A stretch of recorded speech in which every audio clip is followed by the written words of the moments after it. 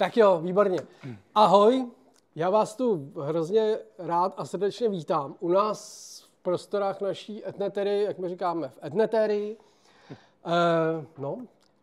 A na historicky, na čtvrtým meetupu Frontend Cookies Open tentokrát k nám zavítal člověk. Tento člověk. Už mi dlouho nikdo neřekl.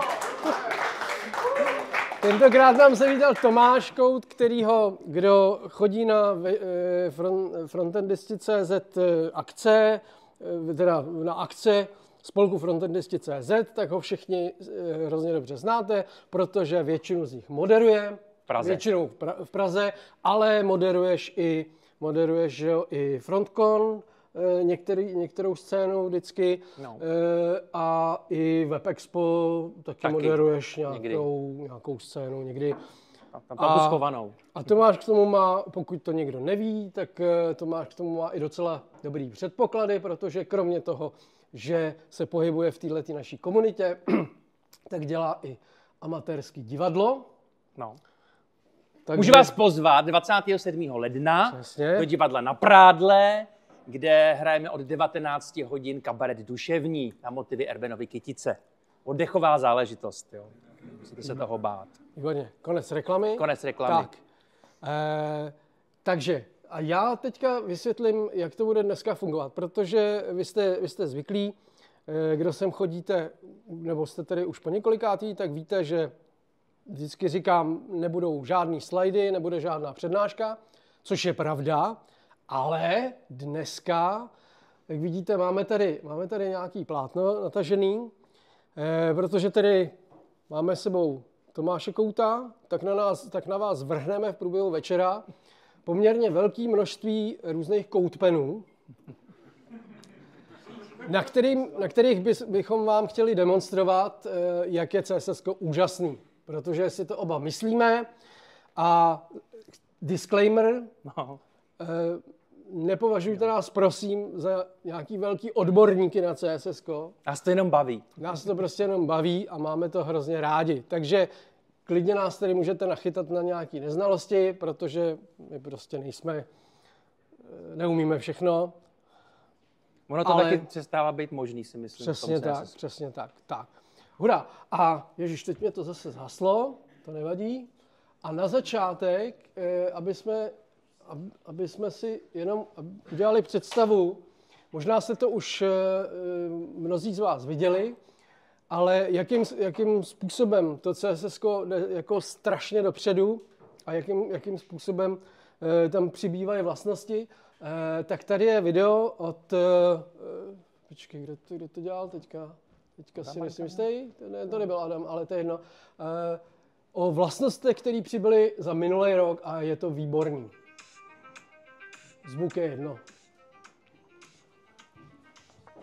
A to teda zesílím.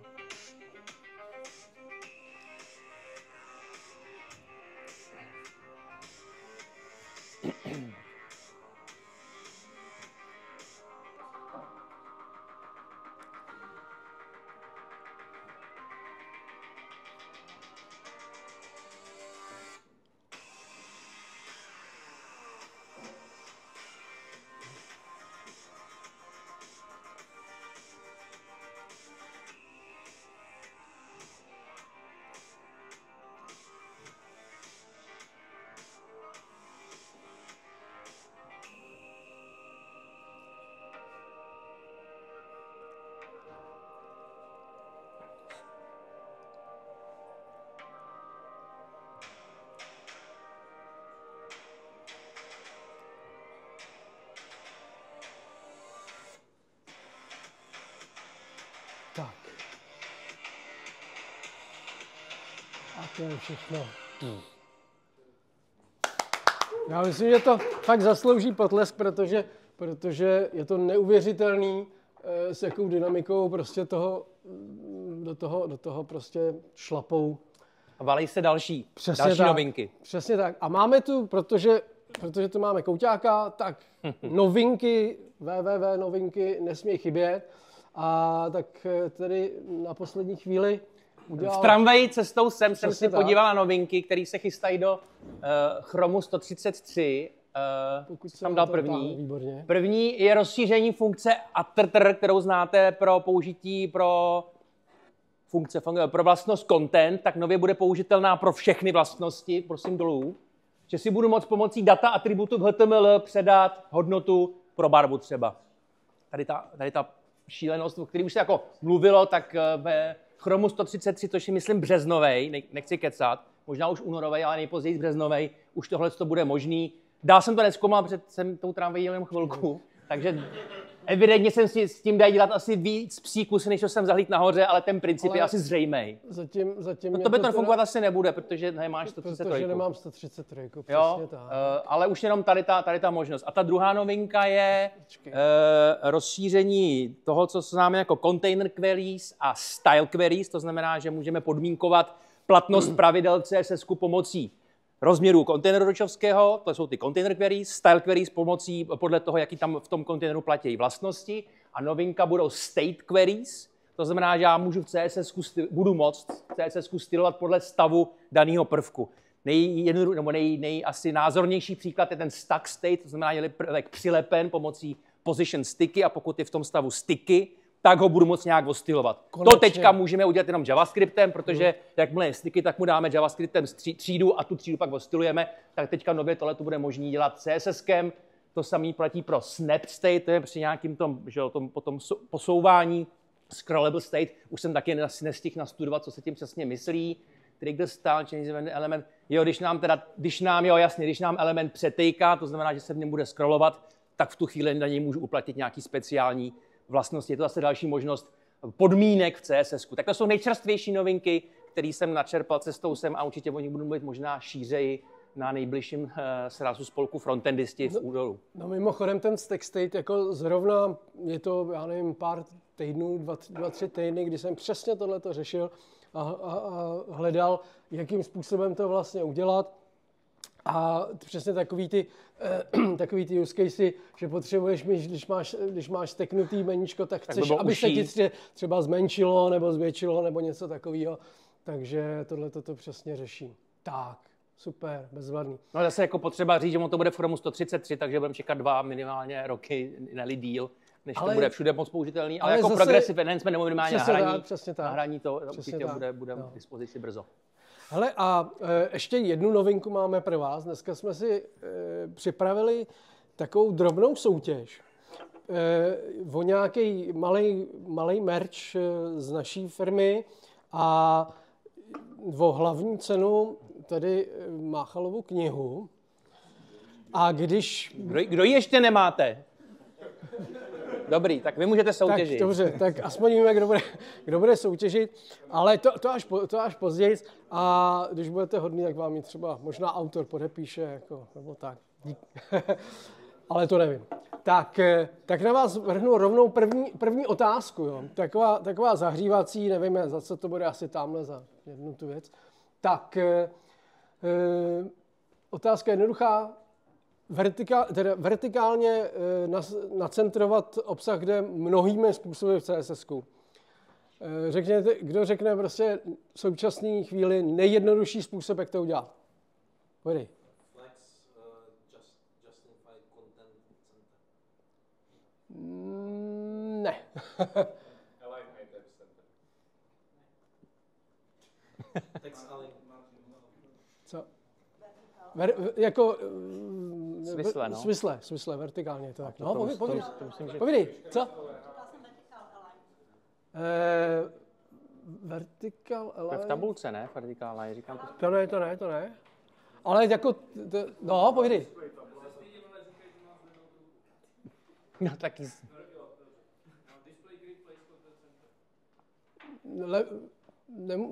Jako gridem to jde taky, ale ještě jednodušejc to jde. No. To je taky pravda, ale jako... No, samozřejmě. Taky by to šlo, ale... Vertikální margin auto? Ne. Se budeme trošku zavádět. Napadne ještě někoho něco? Říkejte to, normálně to... No, to je takový, že jo, bejvalý hack. Nebudem to trápit? Nebo... Tak to ukáž možná. Hele, nebo takhle, ono je to samozřejmě, všechny ty odpovědi jsou vlastně správně, jo. Hele, já ti budeš musíš rozhodnout, kdo měl nejrychlejší správně byl, myslím Martin říkal nejrychlejší správnou odpověď. Jo, tak dobrý. Ale podle mě je to asi align content, když tak jestli můžeš to okomenti. Je to v podstatě opravdu jediná řádka kódu. Je to vlastně taky poměrně novinka, že ta vlastnost align content je dneska nově platná pro display block. Jo, my to známe tady ty aligny a justify pro grid a pro flexbox, ale už to funguje nějakou dobu i pro display block. To znamená, že ani to nemusím nastavovat, že jo, ten display block, pokud teda je to div, tak ten je blokovej přirozeně, takže mu stačí pak jenom přihodit tohle a už se centruje. Přesně. A tady... Ale ty možnosti jsou určitě... No. Možná nebyla špatně, dobře položená úplně ta otázka. Dobře.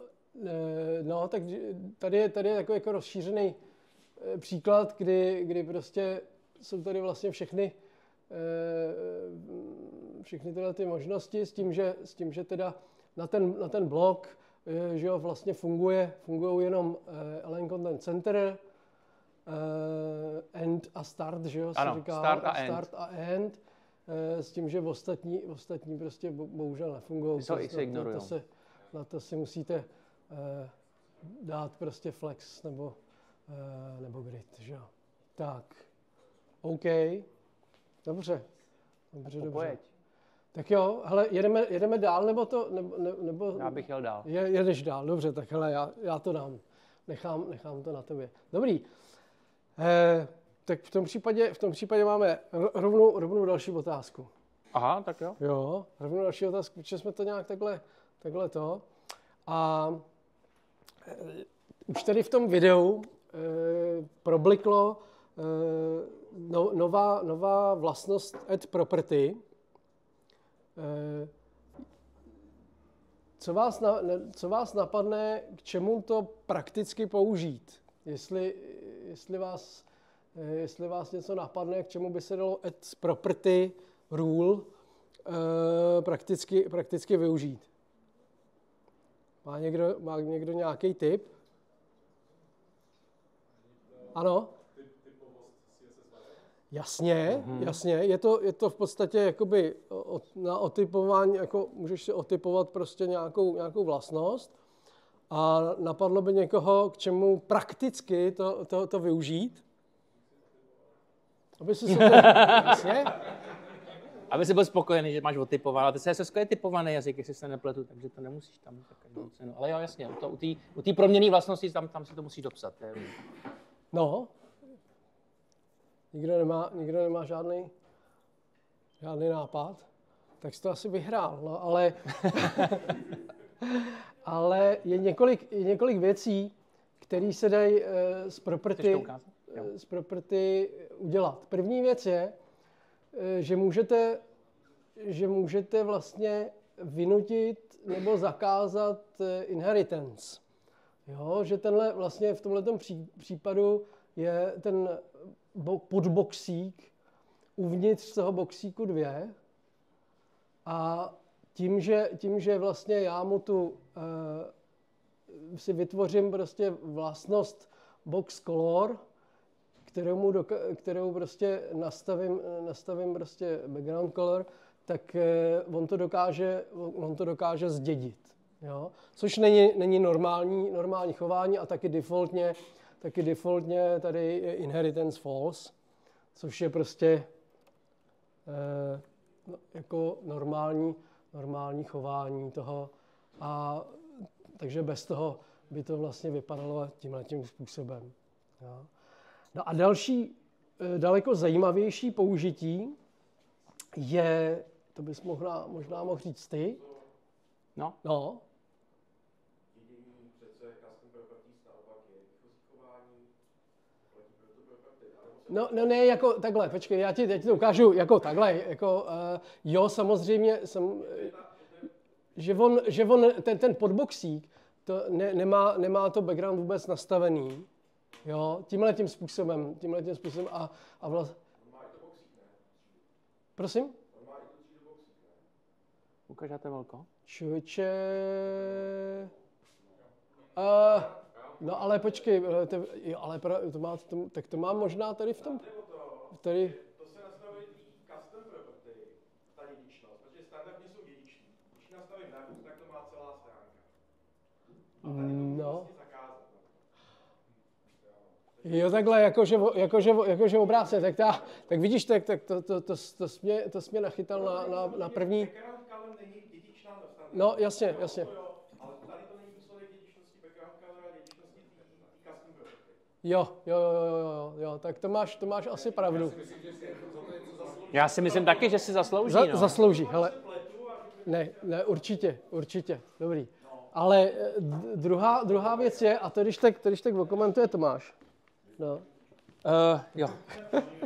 Druhá věc, co je možný, že nám tyhle ty proměnné vlastnosti, které si nadefinují tímhletím košatějším způsobem přes to zavináčové pravidlo add property, že nám umožňují potom animovat nebo dělat přechody i u vlastností, kde to možný normálně běžně není. Tady je to vidět na tom gradientu, jestli říkám to správně. Ano. Ale musíš ukázat tu definici. Tadyhle. Tím, že je definovaná tímhle způsobem, tak já tu proměnnou vlastnost prc, ta se mi líbí, prc, která se pak ukáže v tom gradientu, tak ji lze animovat přes to transition, no není to animace, je to přechod. To je jedno, no. Ale normálně, kdybych ji definoval tím, že udělám prc dvojtečka a dal tam teda nějakou hodnotu, tak by mi to probliklo skokově. Přesně tak, což je ten horní, no. To je ten horní, jasně. Jo, to Pčko. A tady, no. Tak kdyby to bylo na těch barvách toho gradientu, tak můžu jít z jednoho gradientu do jiného, tranzicí? Jo. Já... Nejsem si jistý. Rozumím. Animovat do jiného gradientu, můžu jenom posunout gradient. Hele, teoreticky, jako věřil bych tomu, že když si to zase nadefinuješ jako barvu, no jasně, když bys to definoval jako barvu, tak by to asi šlo, ale nejsem si jistý, nevím. Jo. A tady pak máš, hlásí se někdo něco? Ne, dobrý. Tak. A pak máme tady tohle, což je takový jako, to se mi hrozně líbilo, to je takový prostě jako advanced věc, že se s tím dají dělat takovýhle fóry prostě a je to zase pomocí toho percentage, že se dá animovat prostě tohle, v podstatě cokoliv, jakýkoliv přechod z něčeho někam. Tak no, dobrý.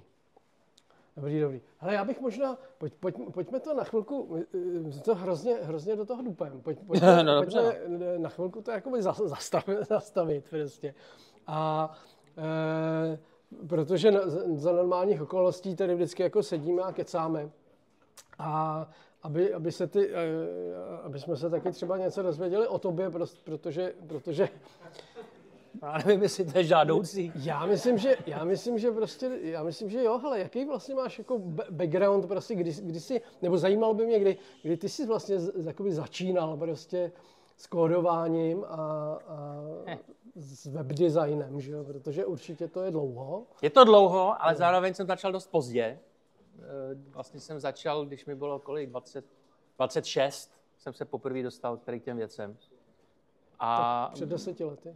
No, já bych přidal.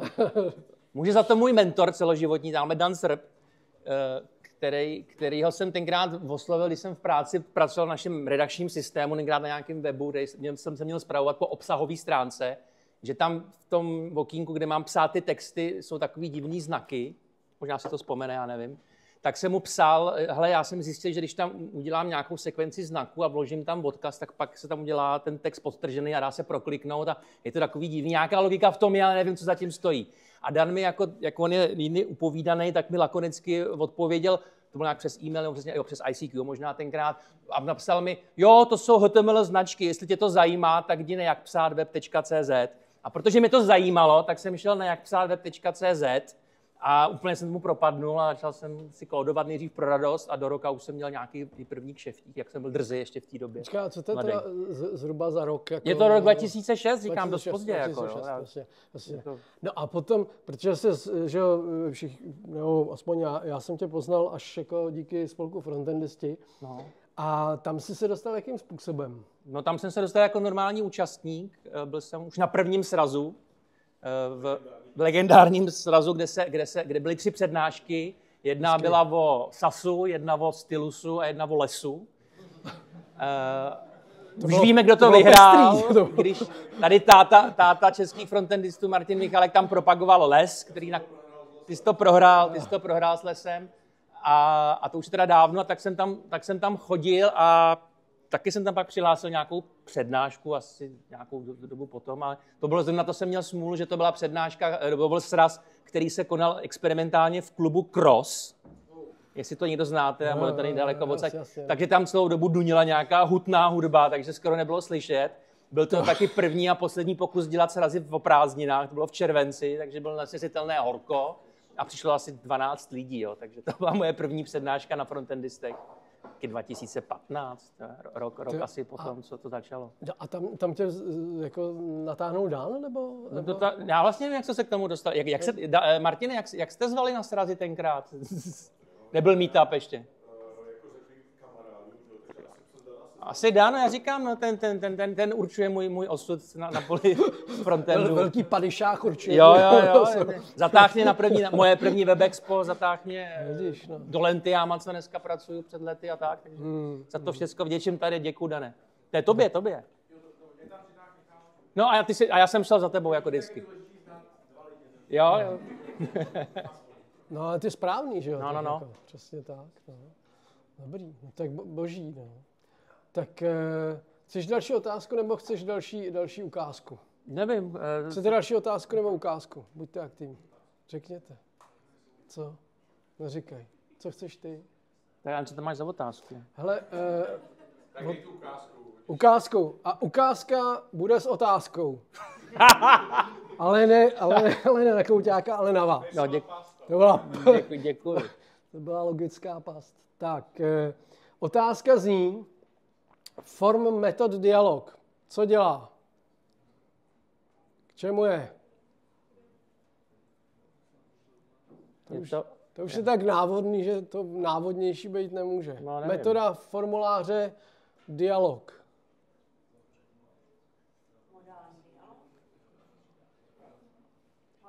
Ta dosavadní hodnoty tam je post, get, možná ještě něco dalšího a tohle je vlastně nová hodnota dialog. Ale tam už to někdo říkal. No. Modální dialog ano, ale... Ještě Honzik se tamhle hlásí vzadu. Jo. Ano. Spustí submit. Ano, přesně. No, tak přesně tak. Zase ty. Pojď si pro fusky. Chceš 47. Tak nechoď. To nemáme. Do 46. Hele, a já bych chtěl jenom upozornit, ne, že to, já chci udělat reklamu tady na našemu merči. Tohle jsou totiž lichožrout, jak jsem to říkal? Lichožrout friendly ponožky, protože jsou 3 rovnou, abys mohl jednu dát lichožroutovi. Tak. Jsou různě popsaný. Tak hele, další otázku musí odpovědět nějaká holka, nebo chlap s malýma nohama, protože má malý ponožky. Maximálně 1,40. Tak, dobrý. No, hele, dialog, to je úplně jakoby klasická věc. Vůbec vlastně nechápu, že teďka už máme, že jo, možnost prostě nativní dialog, který se umí zavírat, že jo, právě pomocí tohodle, který funguje na Escape, který má nějaký backdrop, který jde nastylovat konečně nějakým rozumným způsobem, že jo. Já možná to přehodím, tohleto je prostě něco, co jsem si tady vyráběl, prostě jako sám nějaký svůj první pokus, tak to neberte úplně jako, že to je krásný, ale prostě funguje to prostě na... Tohle mimochodem, tohle je prostě tady ten form, ten dialog close, jo. Metod dialog a v tom je button na uzavření. No. A že jako vlastně bylo to mně přišlo, že ten dialog se dostal do téhle podoby hrozně pozdě. A já jsem furt hledal nějaký nativní způsoby, jako jakým způsobem ten dialog udělat, hlavně ne pomocí JavaScriptu, ale nějak tak jako rozumně. A první věc, co mě napadlo, a co jsem tak už byl téměř u konce, bylo pomocí tady, to určitě znáte,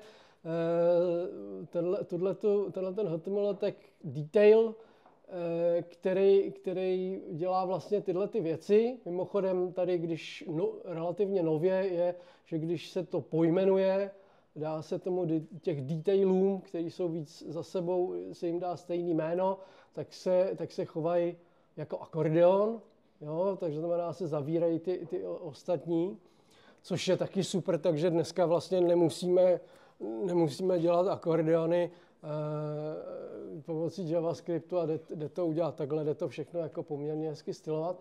No a tady jsem si vymyslel takovejhle prostě modálek jenom pomocí tohodle.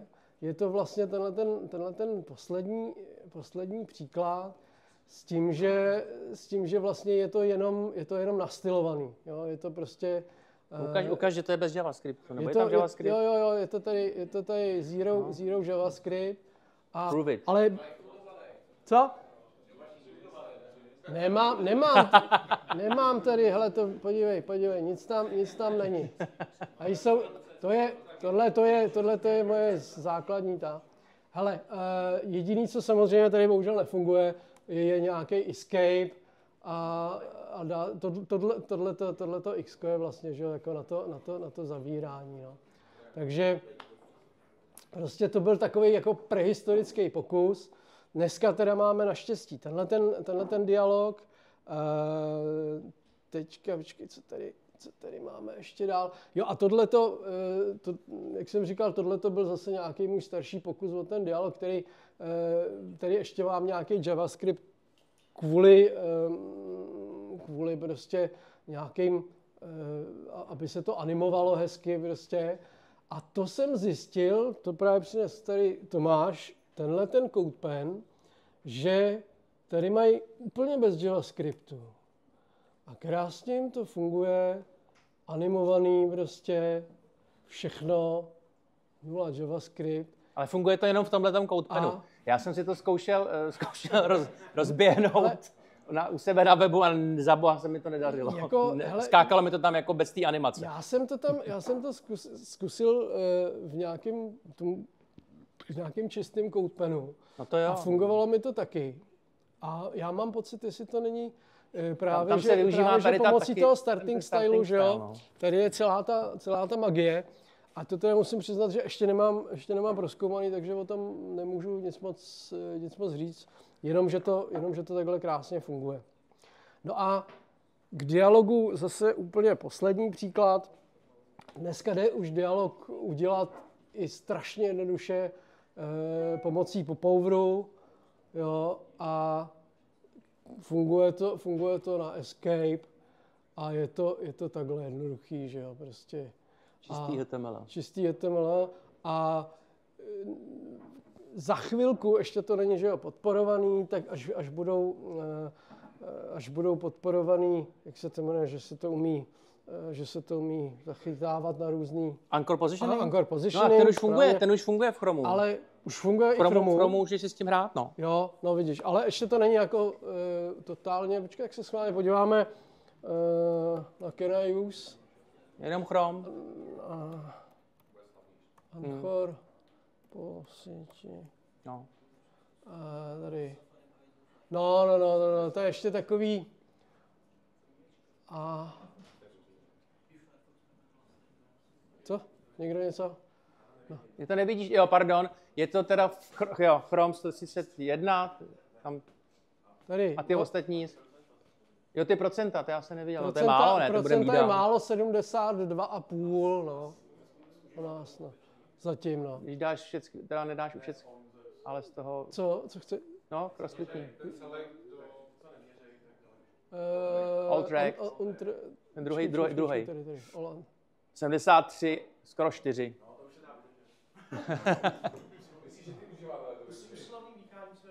Jo, no. Tak se to bude procesovat divně, no.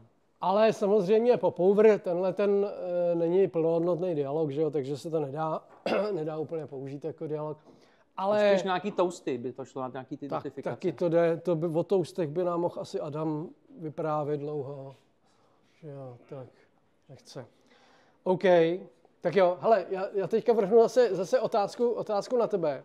A možná na všechny jako klidně pořvávejte. Já mám takový 2 vtipné otázky. Je. Jaká je tvoje nejoblíbenější CSS vlastnost?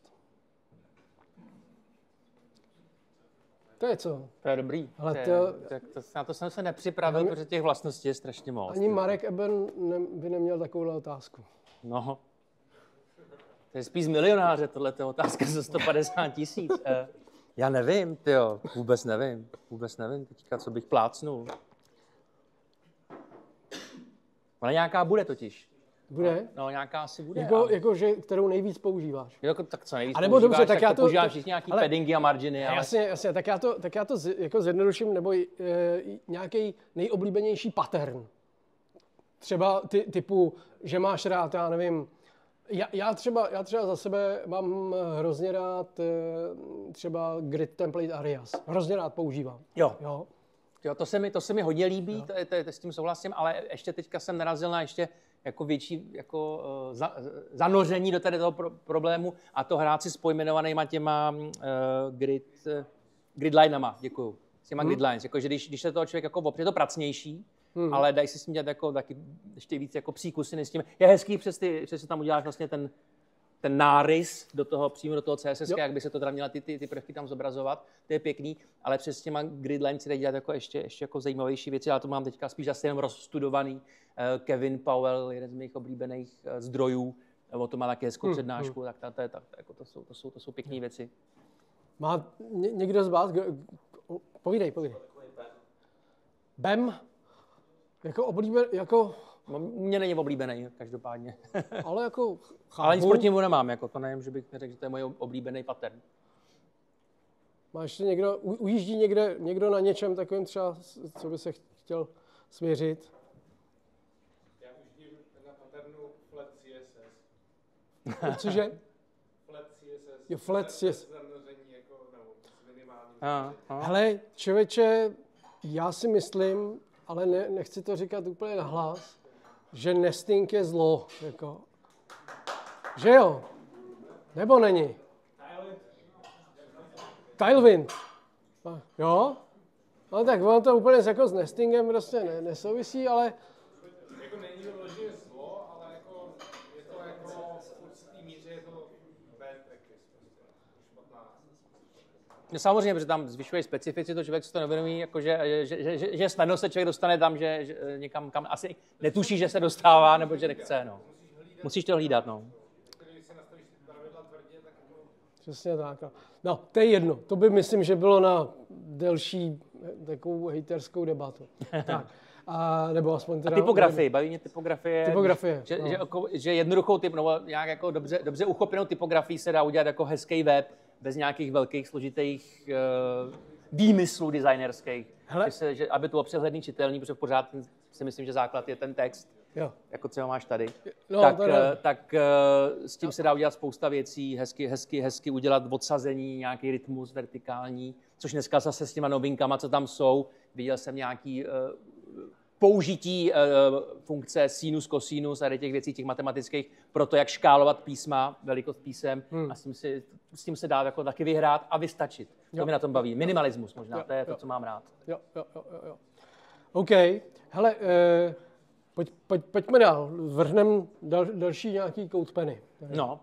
Tak tenhle je tvůj a musíš si k tomu něco říct. Zrovna Subgrid, jo, to je blbý docela, protože...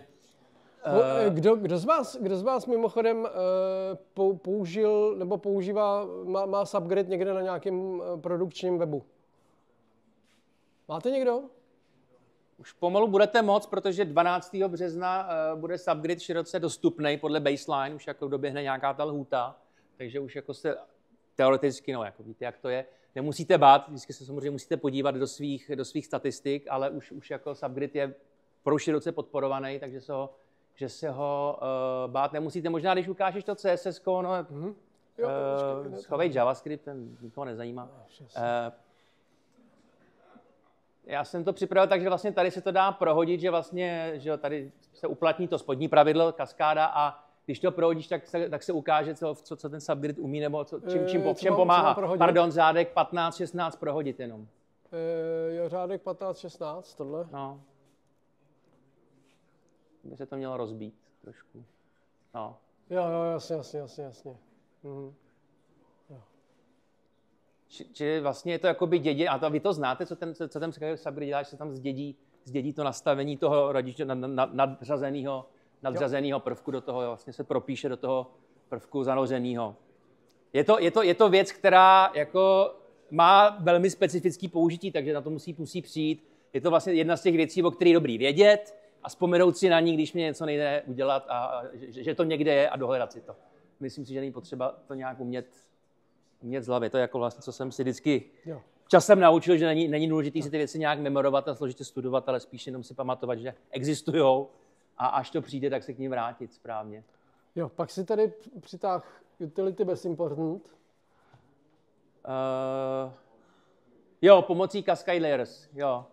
Kaskádové vrstvy, už jste o nich slyšeli, to je vlastně poslední přírůstek široce dostupných vlastností podle baseline, to znamená, že si můžeme vytvořit tyhle ty vrstvy pomocí zavináčího pravidla layer a tady vlastně jenom, že mám utility třídu, která je prostě třída, má nastavený display flex a i když mám později v kódu silnější selektor, tak ho nepřebiju, protože ta vrstva utility, když půjdu nahoru, tady mám daný pořadí vrstev a ta poslední vždycky vyhrává, ať je v kódu kdekoliv a ať je v ní ten zápis jakýkoliv. Takže jenom to je taková spíš hračka, že se dají dát utility třídy i takhle bez important.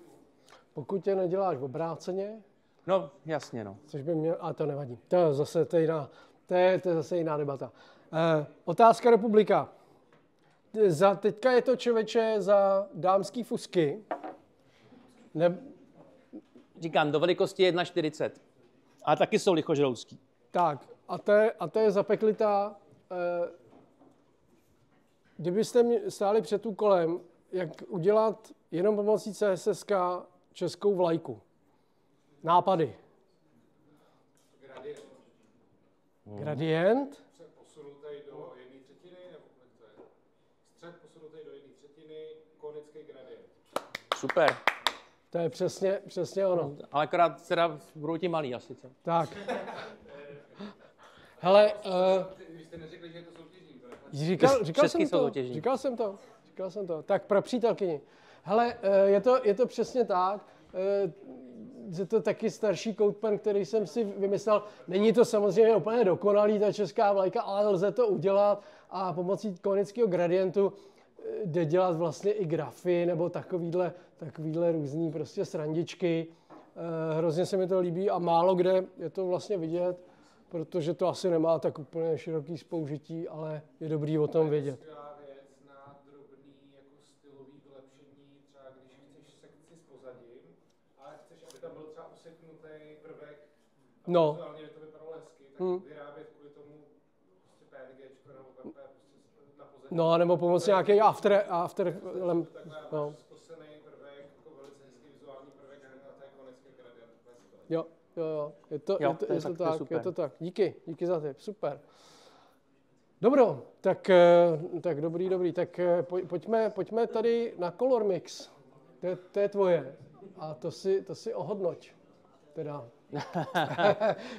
Zele, tohle už je pro mě, my tam budeme mít dál sekci CSS magie, který vůbec nerozumíme a jenom prostě nad tím žasnem, tak tohle je pro mě trochu taky jako jiný už z téhle sekce. No co se tady ukazuje na tom CodePenu? Vlastně funkce Color Mix, která míchá dvě barvy v poměru, který si zvolíte, to je tady a je tady míchá, když tam neučíte ten poměr procentuální, tak se to míchá 50-50.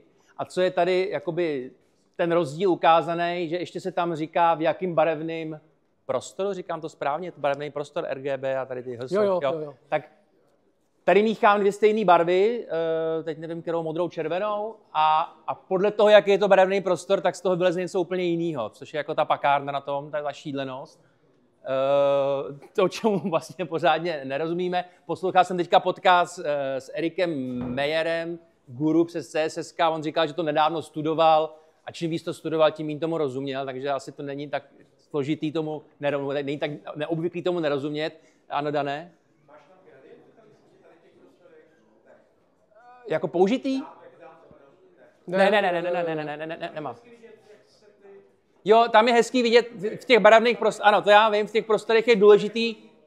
Jo, tohle já vím, že tam vlastně u těch barevných prostorů ta škála od někud někam jede přes jiný barvy, než jak jsme zvyklí třeba v RGBčku. A je to přirozenější, tak jak vnímáme barvy my, jako lidi. Já jsem tady byl představen jako člověk, tak jako třeba já, jak vnímám barevné škály. Takhle, myslím, že nejblíž se tomu blíží ten oklch, oklap a lap, tyhle by měly být takový jako nejpřirozenější. Já tam bohužel tady ten CodePen nemám, co si říká Dan.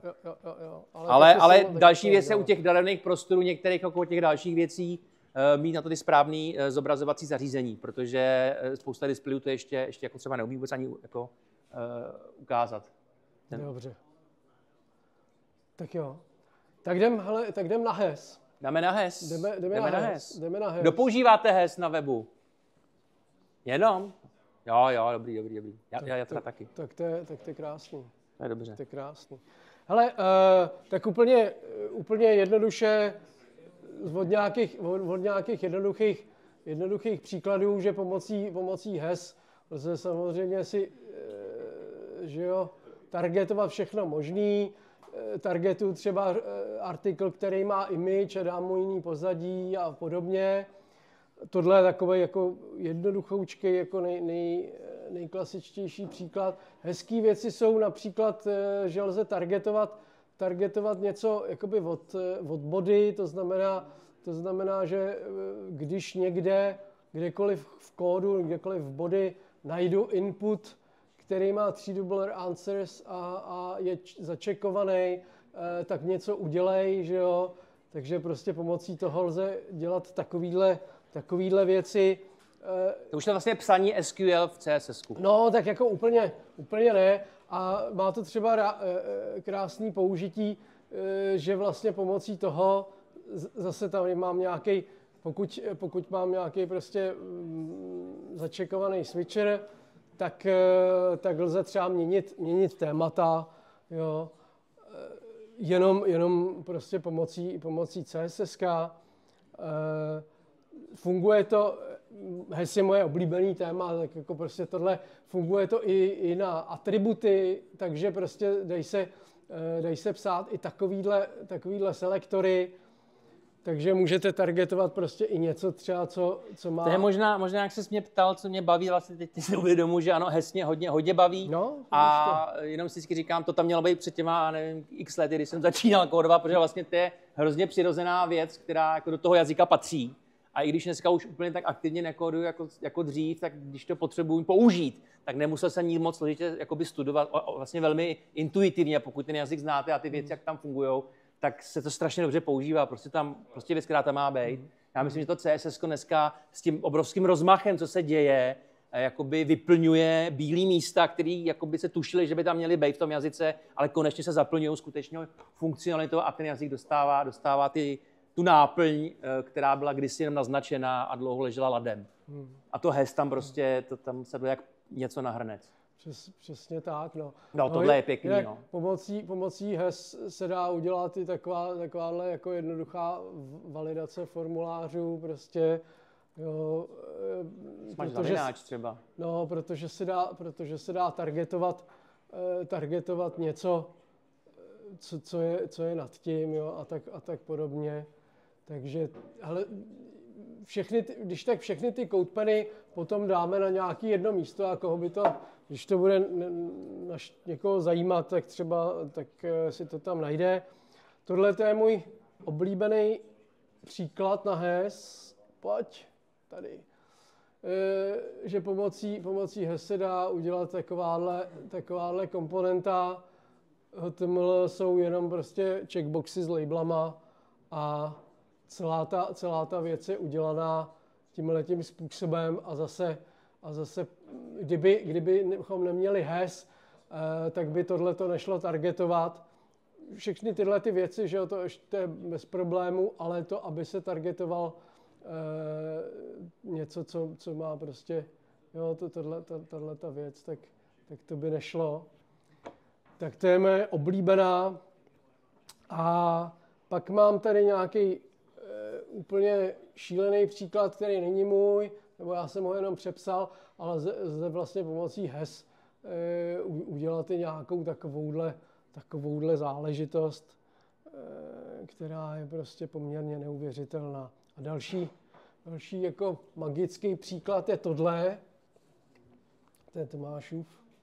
No můj není, to je Adama Argaila, ale ten se mi strašně líbí, protože to vlastně je na těch novin, jak připravuju ty novinky, tak jako vždycky, že vyberu tu jednu konkrétní věc, ale až po dlouhé době jsem si uvědomil a viděl takovéhle příklady, kde se ty věci začnou skládat dohromady a kombinovat. A to začíná být jako bomba, pak to roste jako ta uchvatnost exponenciálně, protože on tady kombinuje samozřejmě grid, to není tak úžasný sama o sobě, ale právě HES a ještě view transitions, takže když tam budeš přidávat ty boxíky, tak prostě on to tam má nějak nastavený asi do 12, ano, tadyhle.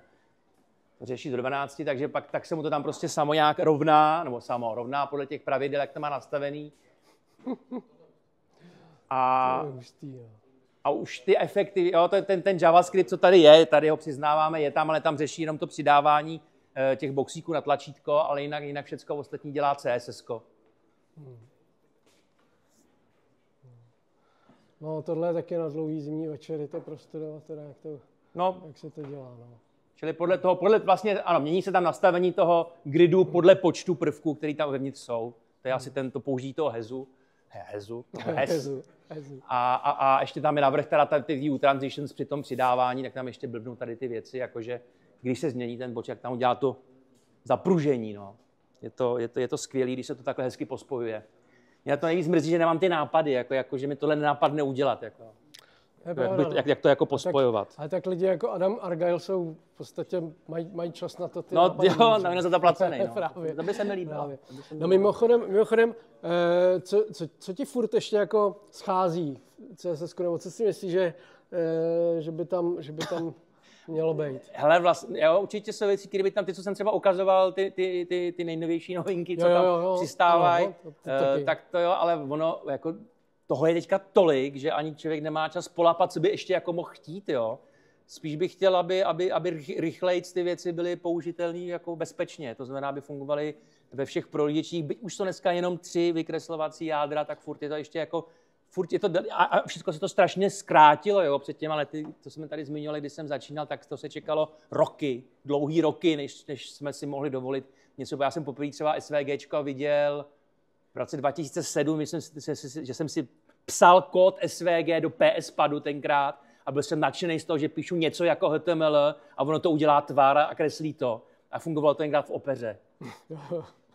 A další x let, jo, já někdy poprvé se to používat jako obecně SVGčka, asi to trvalo 8 let, možná, než bylo možné je používat jako bezpečně, možná ještě díl. Ale jako a to všechno strašně trvalo. Dneska to je pořád 2,5 roku, což jako je jako mnohem lepší, ale furt je to dlouhá doba. No jasně, ale je to nesrovnatelný. To A co je boží, že vlastně všechny ty browsery mně přijde, že jdou poměrně jakoby kráčejí jednak stejným směrem a druhá tak oni spolupracují, to je důležitý. Protože spolupracují, přesně tak, jako je to důležitý. No.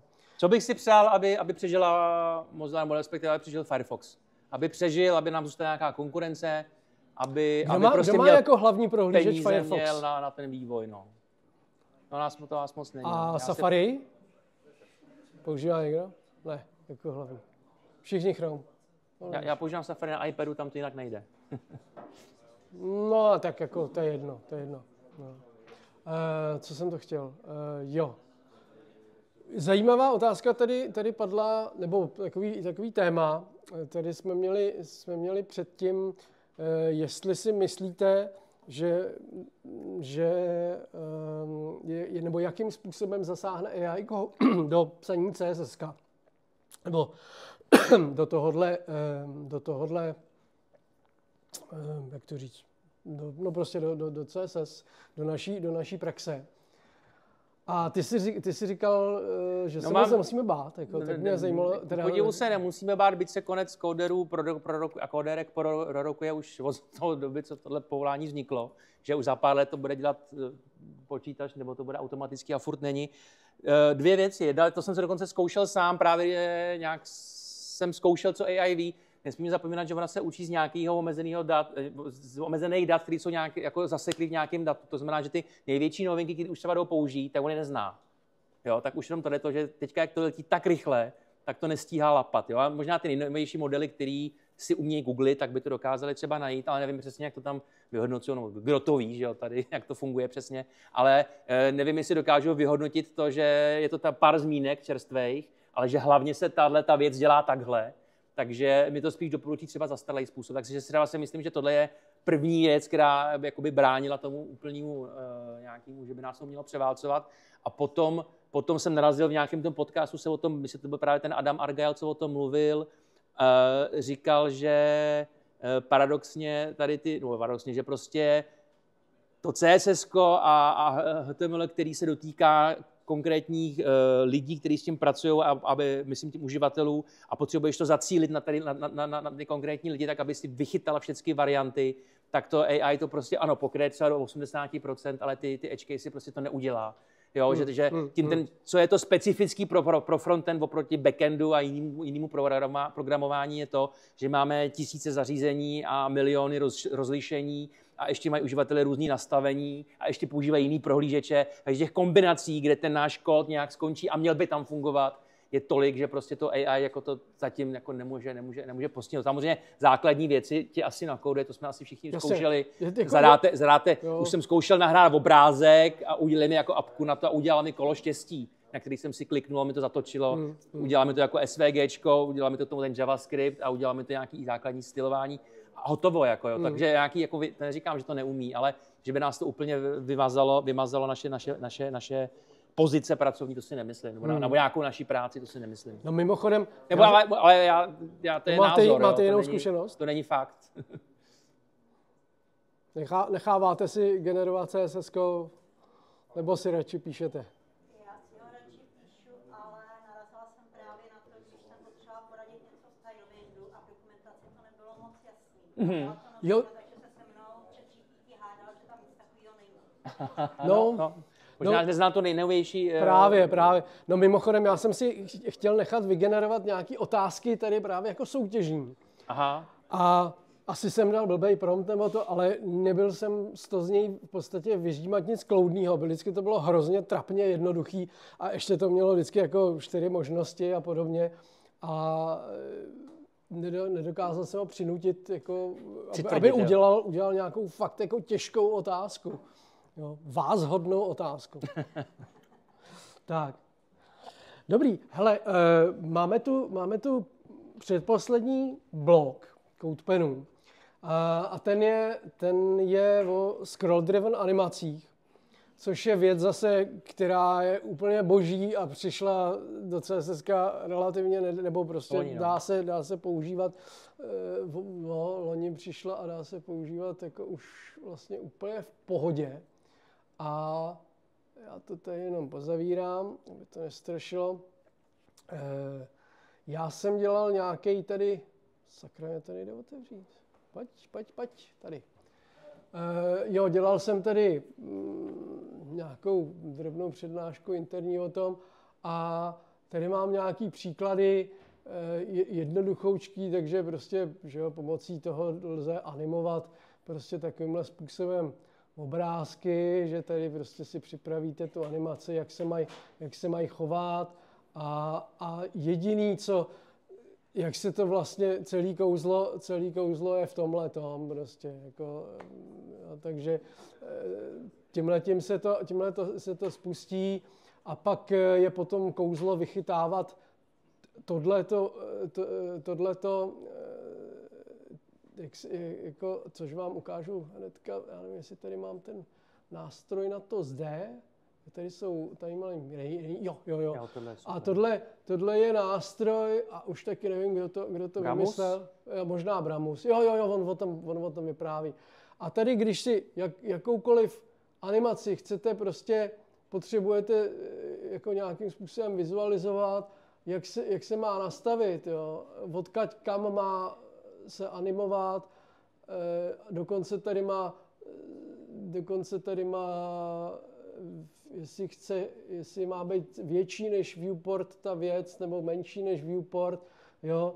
A bez tohohle si to vůbec nedokážu představit, protože tohle je strašně matoucí a tohle to jako strašně doporučuji. Hele, tady má možná nějakou chybu, nebo to je jedno.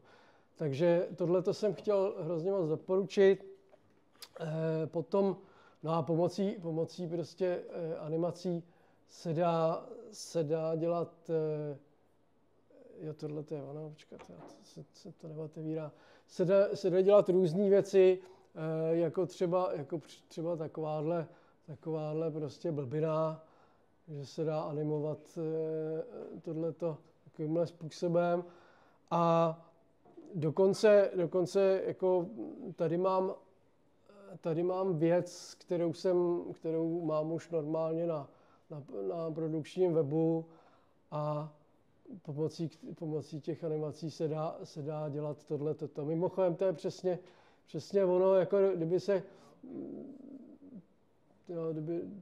prostě. Takže tohle mně přijde zrovna jako use case, který je dobrý. Povídej. Dá se tam zajistit, že se to animuje třeba jenom směrem dolů, ve chvíli, kdy se dokončí animace? Jo, no to je přesně ono. Dá se jako nastavuje se směr té animace a tam v tom toolu, který jsem ukazoval, tam si přesně nastavíš, od kdy do kdy má ta animace probíhat a jako jestli při vstupu do viewportu nebo jo, dají se s tím fakt dělat velký kouzla a je dobrý to tam prostě ladit to. No. Takže to je věc, která mě teďka jako hrozně baví a vůbec nechci říct, že prostě to umím, jako jenom prostě jsem si s tím takhle hrál a baví mě to. Tohle je vlastně super, že a to taky už se to objevuje, že díky tady tomu pokroku v CSS-ku lze zahazovat velký kusy JavaScriptu, že se čistí ty codebase, ty repozitáře vlastně o to, že je spousta JavaScriptu použitý na takovéhle efekty a to je teďka možný čím dál tím víc zahazovat. Teď přemýšlím, co jsem to chtěl mít například. Třeba ten popover to myslím byl, že v GitHubu použili popover na to, když píšete poznámky co to je děláte code review a uzavíráte to, tak ten finální dialog, co tam je, tak oni dělají pomocí popoveru. Údajně ušetřili 1000 řádků JavaScriptu, když to zahodili. Jo? Že prostě to udělají pomocí jenom toho HTML.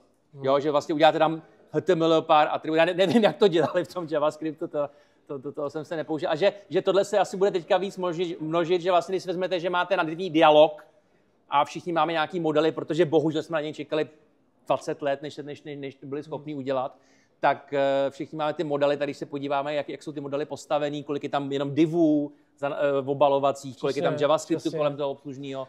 To všechno může jít do hajzlu a máme tam jeden prvek. Všechno tohle, o čem jsme mluvili, to byly v podstatě doposud hacky, a vlastně ten JavaScript se jakoby zneužíval k tomu, aby prostě se tohleto udělalo, respektive tím, že to máme dneska nativně, tak nejenom že šetříme nějaký kód a zahazujeme JavaScript, ale vlastně to má jako používání CSS má pozitivní vliv na performance, protože jsou to nativní věci a nepotřebují prostě ten čas toho JavaScriptu, že jo. má to i velmi pozitivní vliv na přístupnost, protože... Na klima, protože ty počítače nemusí tolik makat, ano, že jo? Ne, aby ten efekt udělali. Ale na přístupnost, protože používáš nativní prvky, který většinou mají ty přístupnostní věci už jako rovnou out of the box. Některý samozřejmě ne úplně všechno, ale takže já bych to udělal prostě úplně pozitivně. Já bych, jako, když se bavil o tom, co by se mi líbilo, tak by se mi líbilo, kdyby tyhle všechny věci byly tak o 5 a více let dřív, protože bohužel si myslím, že přicházejí, zaplať pámu za to a jen houšť, ale bohužel už jsme si připravili tolik jakoby cestiček okolo, třeba ten modál nějaký, nebo nějaký různý jiný způsoby, který máme teďka v těch našich projektech a zase jako, aby jsme se na to vrhli a začali jenom čistit, to nám asi nikdo nezaplatí. Takže tam ty věci bohužel budou dlouho ještě přežívat, jako pozdě, ale přece bych to jako zhodnotil. Ale určitě pozitivně, souhlasím pozitivně. Určitě. Hele, máme před sebou poslední blok CodePenů, ano, a to je CSS Magic, to jsou přesně CodePeny, který jsou prostě krásný, neuvěřitelný a já nevím, jestli to chceš nějakým způsobem komentovat. No tohle už jak je to, tím, že to už CSS Magic, tak já bych to dal do té rubriky jako bez komentáře, že se jako jenom pustí a ukáže. No. Já nevím, co bych tomu říkal. Ne, tady to dělal Lukáš Chudík, to je vlastně zase z brněnských frontendistů. On tady používá právě goniometrické funkce na to vykreslení toho vějíře, nebo co to je. A samozřejmě tam i používá to add property, to znamená použití tady těch složitějších matematických funkcí CSS, které tam taky nově přistály loni a už jsou celkem podporovaný a taky použil ještě ne úplně 100%. A když to ukážeš o něco níž, jestli to tam bude vidět ten sinus, kosinus, deskriptiva. Počkej, co myslíš? V CSS zarolovat níž. Asi tadyhle někde to tam má. Scale, nevím. Vím, že to už jako... No tohle už je takový... Já jako, pak už mám problém vůbec, jako já nechápu, jak na to ty lidi prostě přijdou, jo, tadyhle ten angle, tady něco počítá, nějaký šílený matematiky. No. Ale tohle teda je CSS, tak nevím, jo, tam má funkci ještě. No, tam nějaký for cyklus, no. Jo, aby to vychrl. Takže jako takovýhle blbůzky tam jsou, co tam máš? Pak tady mám tohleto kruhový meníčko, to je taky moc pěkný. A to je čistý CSS, tam žádný teda nejsou ani funkce SCSS-kový, tak tady vím, že určitě ten matematika tam někde je. Když to srovnáš, tadyhle sinus, sinus, kosinus, deskriptiva, je to tam. Ale vůbec jako tady jako mám pocit, že já tady narážím na svoje matematické neschopnosti, že vlastně vím sinus, vím kosinus, že to je posunutý, že tam jde o ty úhle, nějaký kruhy, ale přijít na to, že bych to měl takhle napsat, abych dosáhnul tohohle, se bojím, že ani kdybych byl mladší, že bych na to nepřišel. A teď už se to fakt nenaučím. No, ale je to krásné. Ale je to super, je to super. A tady jsou nějaké věci od Anny Tudor. No, to je taky moje oblíbenkyně a Anna Tudor je taky kóderka britská a ona je matematička, studovala tam nějaký, na Oxfordu někde nějaký jako jejich matfis, takže ta jako taky myslí za rok takhle matematicky a vymýšlí takovýhle, to, co říkal Martin, ty různý pozadí pomocí konických gradientů, takový různý vzory, hrozně pěkný a i takovýhle šílenosti. Tohle je taky čistý CSS, má tam CSS, ale možná jenom, aby to s nás vychrlila, ona užívá si taky na tom Pugu nebo Pagu, nebo jak se to čte, aby si jako ušetřila psaní kódu, ale je to opravdu čistý CSS, ale má tam zapojenou právě tam tu matematiku, jo. A má neskutečný CodePeny, který já teda vždycky ukazuju na frontendistech, takže to znáte, pokud chodíte. Ale ani jako takhle to... To si jenom zjednodušila psaní, no a tady dole, co tam, jak ona to tam má udělaný, ty výpočty, no to je prostě šílený, jak si vypočítá spoustu proměnných vlastností, a pak, v kterých je spousta matematiky, jo, tady. A pak už je tam, no, to je šílený.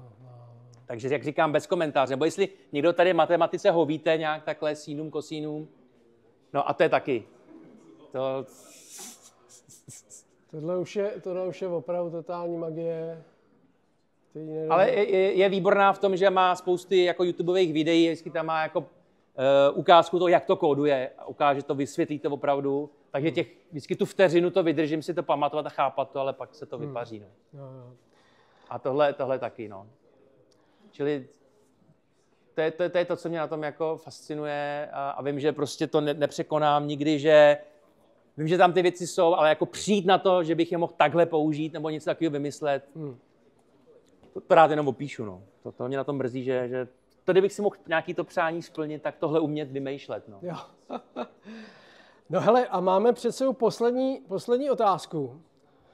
Teda pro ty, kdo ještě nemají Martinovu knížku. No. A ta je zapeklitá, jo. A schválně. Kniha je taky zapeklitá, a kniha je výborná, ale otázka je zapeklitá. Schválně. Co má společného CSS a 639? Pak budu dávat když tak nápovědy trochu. 639 a CSS.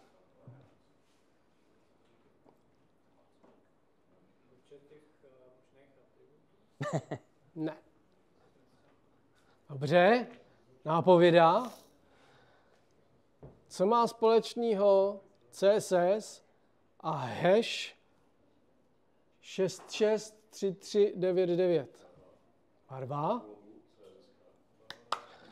Tak jsi vyhrál vlastní knihu. A to se můžeš si ji podepsat, aby ti neukradli, vole. Já bych to, ano, je to barva novýho loga CSS. Ukaž logo CSS. Jestli jste ho neviděli, tohle. A ta barva se jmenuje, jste říkal, jak se jmenuje ta barva? Rebecca Purple. A Rebecca Purple. A zatím je ještě takový smutný příběh, když vlastně, že tu barvu, znáte ten příběh té barvy, nebo to? Ne, neznáte, tak já vám to řeknu. Že když, co? Já jsem se ptal, jestli to má v té knížce, už napsal. Jo. Ten příběh? Ten příběh. Ne, když tu barvu vlastně do CSS nebo do té definice přitáhnul Eric Meyer a v té době měl malou dcerku 6letou, která se jmenovala Rebecca a říkalo se jí Becky, a tak tu barvu nazval Becca Violet. A ona mu říkala, jako, že ne, že prostě, že ona není Becca, ale že už je velká, že prostě je Rebecca. A ta jeho dcerka umřela velmi náhle a na nějaký mozkový nádor právě krátce v těch 6 letech, a na její počest je prostě tato barva na věky věků prostě v definicích barev, a jako Rebecca Purple, pardon. A proto vlastně, nebo to byl jeden taky z argumentů, proč nový CSS logo vypadá tak, jak vypadá. Mimochodem, Adam Argyle právě, ten to vytvářel, myslím. On to nevytvářel, ale udělal tu soutěž, kde to proběhlo. Mimochodem, když tady vidíme ten CSS3, to starý logo, který je na spoustě webů a to, tak vlastně teďka by se měly nově definovat varianty nebo verzování CSS pro marketingové účely, takže se brzo uvidíme verze jako CSS4, CSS5, CSS6, nebo ne? Vrtíš hlavou? Nelíbí? No, ale vrtíš významně hlavou. Je to pro marketingové účely, a vlastně, co jsem jako o tom zjišťoval, tak vlastně rozstřídili ty skupiny vlastností, jak přicházely do oběhu, do prohlížečů, víceméně časově, aby spadli do tohle z toho, protože si uvědomili tvůrci specifikaci, že třeba trapný říkat, že buď používáme CSS3 už asi 15 let, anebo používáme takzvané moderní CSS. A do dneska je to vlastně vyžadovaný na spoustě pozicí, jak tady máte v Etneteře. Vyžadujete od uchazečů znalost CSS3? Ale já ani nevím, co je v těch, to by ti mohl... Ví tady někdo z místních? Není. Kdo by udělal CSS3? To je dobře, no. Ne, já myslím, jako jestli to je v těch formulářích, tak jo. to by nám mohl námhle Honza, když no, tak říct, jestli tam je. Já prostě myslím, že to jako celkem zapadá do té snahy CSS jako vrátit se do hry ve velkém stylu tím, co se všechno děje. Tak uvidíme, jak se to povede. No nicméně... Jestli budeme psát jenom Tailwind a nevím co, komponenty. Hele, o tom příště, o Tailwindu příště. A jenom úplně poslední věc, aby to tady zaznělo. My už jsme spoustu těch lidí zmínili, ale rád bych jenom, jestli bys mohl říct jako nějaký tvoje inspirace a zdroje. Už tady padl, že jo, Adam Argyle. Koho ještě sleduješ tak prostě na sítích? Kdo je tvůj oblíbenec? Já dlouho jsem tomu nějak vzdoroval, začal jsem poslouchat podcasty, jednak mě to nějak unavuje v té angličtině, ale už jsem se to naučil, takže teď sjíždím podcast Bad at CSS, což je hrozně hezký název, a provozuje právě Adam Argyle, to je hezký povídání o CSS-ku, mají tam různý hosty, pak zase Adam Argyle s Jinou Kravec z Google, tak ty mají taky svůj CSS podcast. To je obdoba těch novinek, co děláme, že jo, na frontendistech, akorát delší a víc do hloubky, vždycky tam představí novou vlastnost, tak z toho pro novinky čerpám. A to je taky velmi zajímavé. Jsem zjistil docela náročný poslouchat podcast o CSS-ku, kde v té angličtině ještě navíc jako popisují, jak se ty věci zapisují. Jo? Takže napíšete P a bracket a dvojtečka colon a říkají vám tam ten kód zvukově, což je docela úlet. To se těžko stíhá, takže jsem do dovny nechápal, kdo se na podcasty dívá na video. Já už jsem začal taky, protože tady to jinak nejde, aby člověk chápal, o co jde. Tak to jsou moje zdroje. BT CSS, CSS podcast a podcast General Musings od Kevina Powella, to je taky dobrý. Jasně. Možná to říkám blbě, ale to Musing tam je, nebo Musings, jako taky jeho povídání. Taky je to na YouTube, tam jsou taky spousty ukázků čerstvého nového kódu. To jsou asi ty hlavní, a pak já jsem vypustil už Twitter alias X, protože mi to tam jako fakt vadilo, a na Mastodonu jsem si udělal takovou lineu, že prostě tam stíhám tady ty novinky. Manuel Matuzovič, myslím, že tam byl nějaký CodePenny, který jsem dodával. Manuel Matuzovič působí ve Vídni, taky ten se hodně zajímá o přístupnost a performance taky.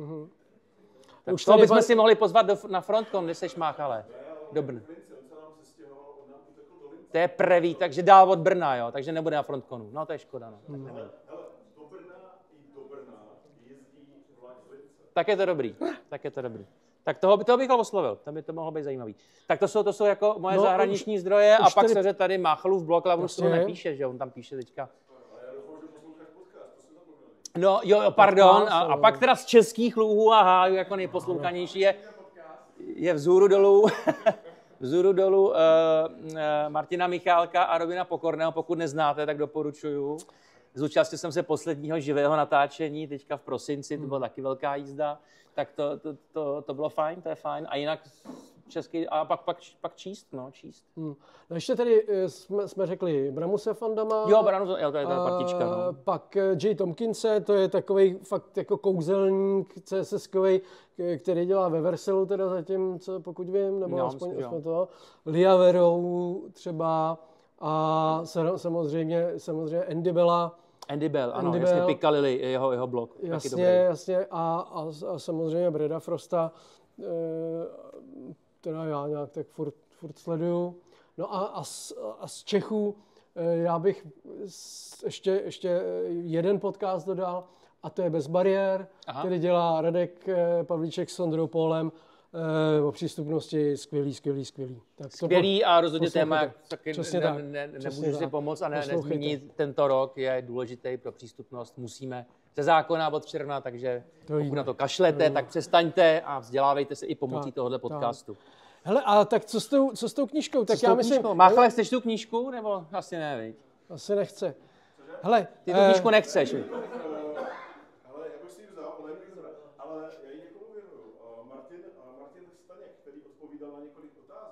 Tak se hlásil, že ji nemá.